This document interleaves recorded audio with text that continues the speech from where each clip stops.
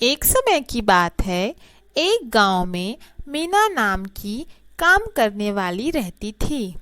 वह एक दिन काम करके लौटने में देरी हो जाने की वजह से जंगल के रास्ते घर आ रही थी।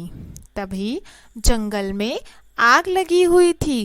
उसी रास्ते मीना जा रही थी। उस समय कुछ लोग जंगल की ओर उसे जाते देख उसे चुड़ैल समझने लगे। तभी गांव वाले उसे चुड़ैल है करके गांव से बाहर निकाल देते हैं और वह मीना बेचारी भूखी प्यासी कुछ दिन तक वहाँ जीवित रहती है। फिर वह कुछ समय के पश्चात मर जाती है। मरने के बाद मीना चुड़ैल बन जाती है। चुड़ैल बनने के बाद वह सरपंच के घर आती है। उसकी एक बेटी को देख चुड़ैल उसके अंदर घुस जाती है।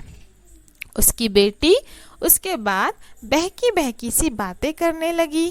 तभी सरपंच को उसके ऊपर शक होता है और वह एक दिन अचानक से मीना उल्टे पैर पेड़ पर चढ़ने लगती है।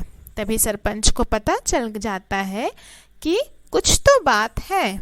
वह अपनी बेटी को एक कमरे में बंद कर देता है और सरपंच एक बाबा के पास जाता है। वह घर आकर देखता है तो उसे पता चल जाता है कि बच्ची के ऊपर कोई बुरा साया है। तभी वो सरपंच को बताता है कि इसके ऊपर मीना है जिसे तुम लोग गांव से बाहर निकाल दिए थे चुड़ैल समझकर।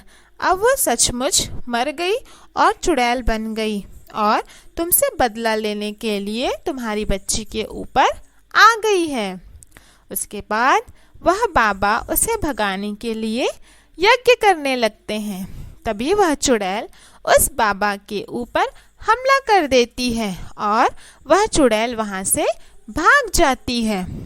सरपंच एक चमत्कारी बाबा के पास जाता है। जंगल में उनसे वह सारी बातें बताता है और यज्ञ करने के लिए उनसे कहता है।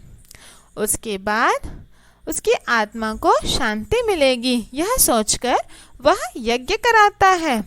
तभी वह चुड़ैल की आत्मा वहां आती है और बाबा से अपनी पूरी बातें बताती है। बाबा सरपंच से कहते हैं कि तुम उस चुड़ैल से अपने गलत कर्मों के लिए माफ़ी मांगो और उसके परिवार का जीवन भर खर्च उठाने की बात उससे कहो।